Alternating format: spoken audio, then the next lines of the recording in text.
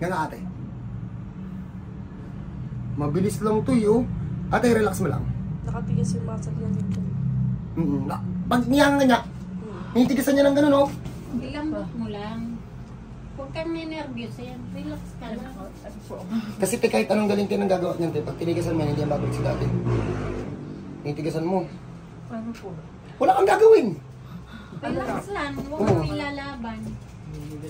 Relax ka lang tayo, relax ka lang. Hindi natin yung maibabalik yan. Sa hindi yan masakit, hindi ka pa nga napipuwersa eh. Hindi pa nga pinipuwersa, nilalaban mo na.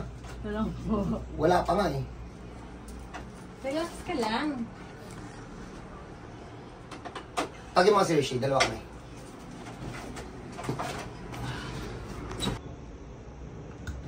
Ayun na, tanggal.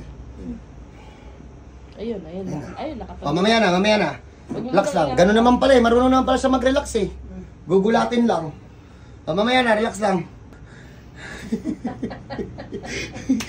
O, diba, alam mo na, Karina, alam mo na, tinitigasan mo. Okay, now, kailangan pa ba tanungin? Kita naman siguro sa itsura niya kanina nakagana siya eh.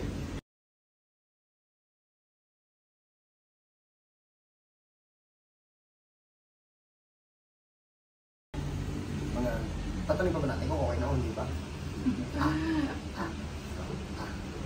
Bigyan niya kami. Bigyan niya kami. Okay na, wala na.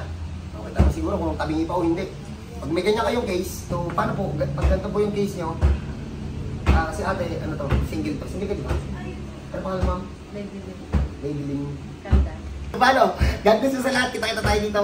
Madali lang po yan. God bless po. Kita